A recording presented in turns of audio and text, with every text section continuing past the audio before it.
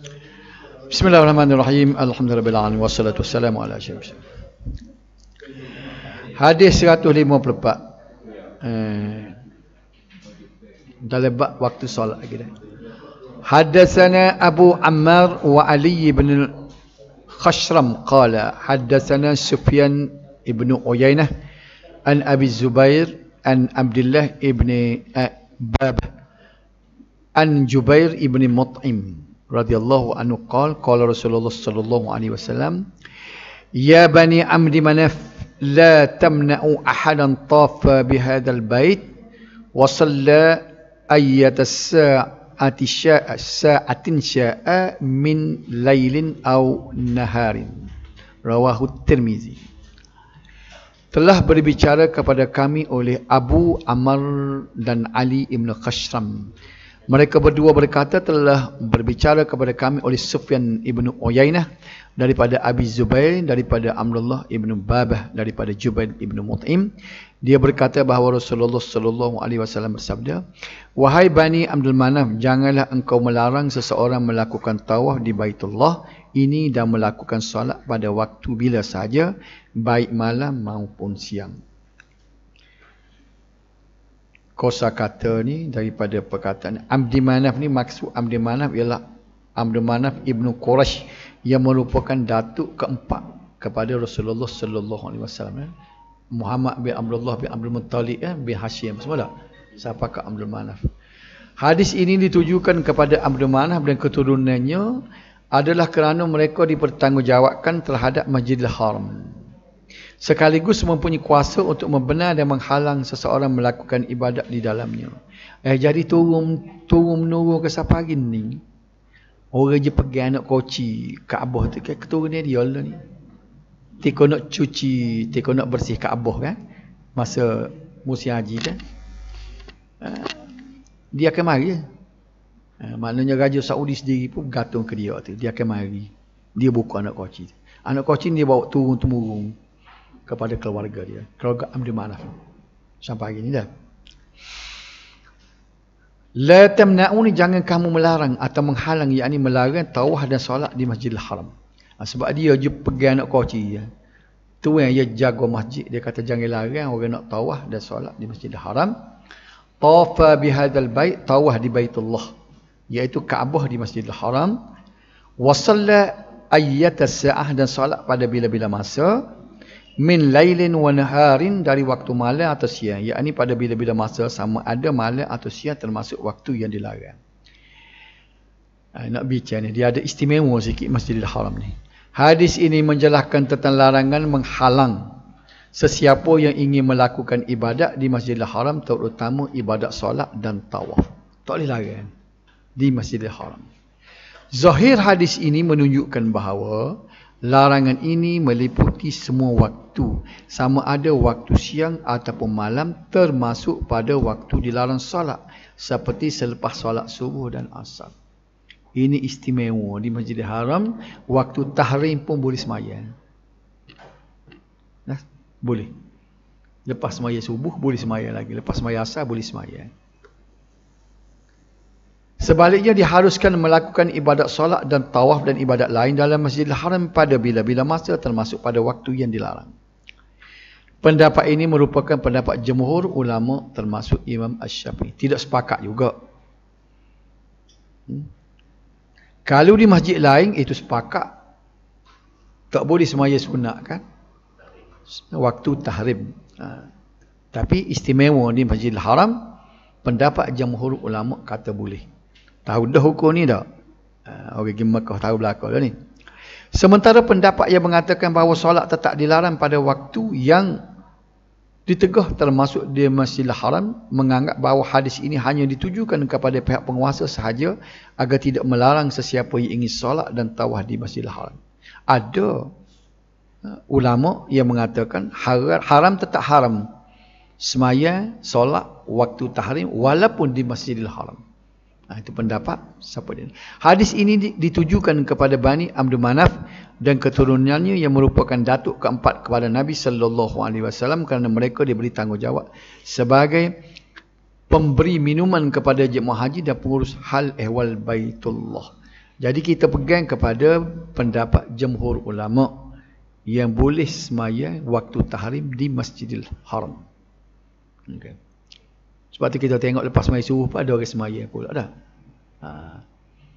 Tapi kena tahulah tu, lama balik ke Malaysia apa buat juga. Tak boleh di masjid lain, tak boleh buat. Di situ sahaja. Para perawi hadis ini iaitu Jubair ibn Mut'im juga antara pembesar Bani Abdul Manaf. Ia menunjukkan kelebihan Bani Abdul Manaf khususnya serta Quraisy Amiyah. Jadi kok mana pun dalam Islam kita ni ada keturunan yang diangkat tinggilah, iaitu kalau suku kaum Quraisy, sebab Nabi kita tak Arab Quraisy dan Bani Abdul Manaf. Dia angkat pun tidaklah kata sehingga dia ni orang panggil tak makan samai, boleh melakukan benda-benda yang bercanggah dengan syarak. Sebab apa? Sebab ni lalu ni fenomenal lah ni nya, golongan habaib khususnya di Indonesia lah ni duduk kempen supaya kita hormat kepada habaib. Sehingga saya sebut dulu keluar naratif dia nya, seorang habaib keturunan Nabi ni yang jelek dia panggil Indonesia dah, dengan akhlaknya buruk, dengan buat benda mungkar, lebih baik daripada 12 orang kiai tok guru yang alim. Tu hak tu ngaruk sungguhlah. Sedangkan Nabi SAW tidak pernah letak bangsa Arab tu sendiri kah lebih, la fadla li arabiyyin ala ajami illa bitaqwa.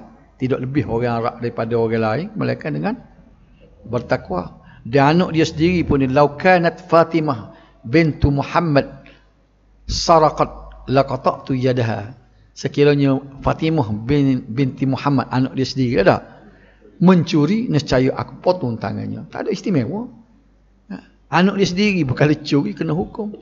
Ini dia mari mana ni, dia bawa benda-benda begini. Kalau rajin tengok YouTube, jumpa lah ni. Saya tengok semua kat Facebook. Macam-macam lah ni. Nak suruh puja habaib. Sebenarnya bendanya untuk dunia belakang tu. Nak suruh orang mentabak. Duit dia, pera dia dah. Mari di Malaysia tu kan. Katanya ramah habis 30,000 tu. Nama apa tu? Maula berapa nama? Maula Amin. Dengar-dengar ceritanya ramah habis 20-30,000 ke apa invest ke dia. Tu yang raib tak terpakuan ada tak? Justru hadis ini ditujukan kepada mereka kerana sebagai penguasa mereka tidak boleh menggunakan kuasa sewenang-wenangnya untuk menghalang sesiapa ingin beribadat di Masjidil Haram. Setakat ni pun dia benar kita masuk tak Masjidil Haram bila-bila masa. Tak timbul masalah nak tawaf bila-bila masa pun.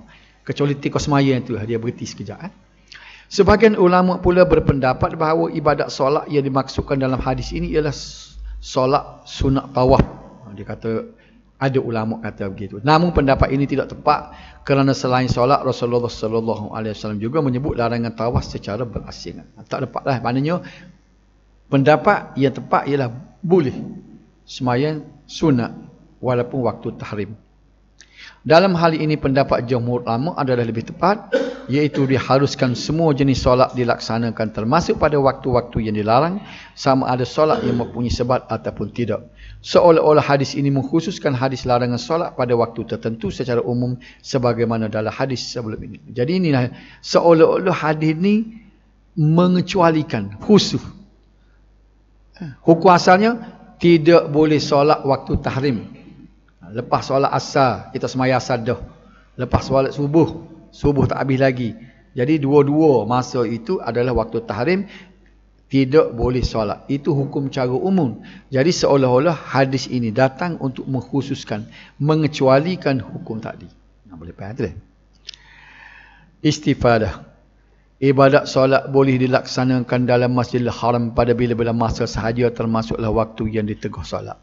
Ni kita nak ambil, orang panggil buah kilah, nak buat klik ni. Ibadat solat boleh dilaksanakan dalam Masjidil Haram pada bila-bila masa sahaja, termasuklah waktu yang diteguh solat.